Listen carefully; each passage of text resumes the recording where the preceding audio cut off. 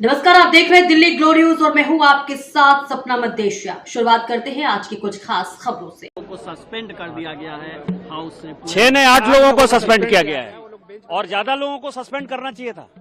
ये गुंडागर्दी का कोई जगह नहीं है, ये सभी गुंडे हैं।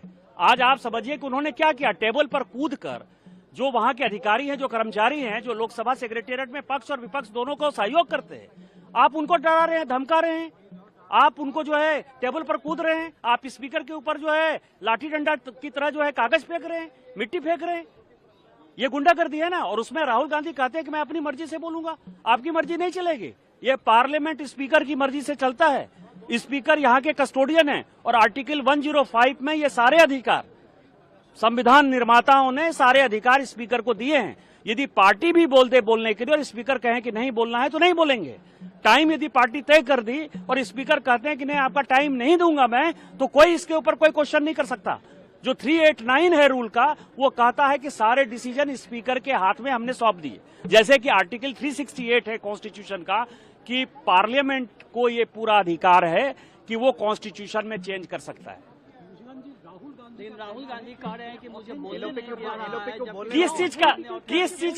किस चीज का ऑथेंटिकेशन? मैंने कल भी कहा, फिर मैं आपको एक्सप्लेन कर दे रहा हूं।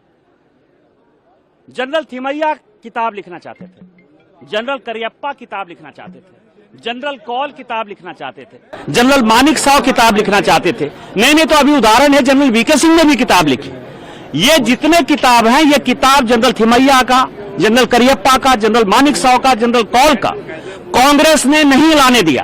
मधुलिमिया जी ने पार्लियामेंट लाइब्रेरी में जाइए, मधुलिमिया जी उस किताब के बारे में बोल रहे हैं, नाथ पई उस किताब के बारे में बोल रहे हैं, पीलू मोदी उस किताब के बारे में बोल रहे हैं, अटल बिहारी वाजपेयी उस किताब के बारे में बोल रहे हैं।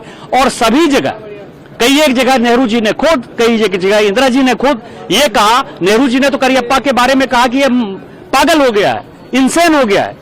और इस तरह की कोई किताब कभी जीवन में आई नहीं। दूसरा क्या है कि एक्सप्रेशन, जो फ्रीडम ऑफ स्पीच है, जिसमें कि आप एक्सप्रेस कर सकते हो अपनी बातों को, उसने कहा है आर्टिकल 2, 3, 4, 5, 6 पढ़ लीजिए। वो ये कह रहा है कि यदि कोई लॉ एग्जिस्ट करता है नेशनल सिक्योरिटी का, फ्रेंड नेबरिंग कंट्रीज का, तो इसके ऊपर ये नियम लागू नहीं होता है। इवन 105 में भी ये राइडर दिया गया है। आर्मी एक्ट 1954 ये कहता है कि कोई भी जनरल किताब नहीं लिख सकता है, यदि वो चेयर पर है। दूसरा, 2021 का जो पेंशन नियम है, जो हमने ऑर्डर, एग्जीक्यूटिव ऑर्डर है, उसके आधार पर भी कोई भी किताब लिखने के लिए आपको भारत सरकार से परमिशन की आवश्यकता है। यही कारण है कि वीके सिंह साहब बहुत चीजें एके एंटनी के बारे में लिखना चाहते थे, वीके सिंह साहब मनमोहन सिंह जी के बारे में लिखना चाहते थे, क्योंकि आपको पता है कि उनके ऊपर आरोप था कि उन्होंने चढ़ाई कर दिया था, वो प्रधानमंत्री बनना चाहते थे, मार्शल लॉ लागू होना चाहता था।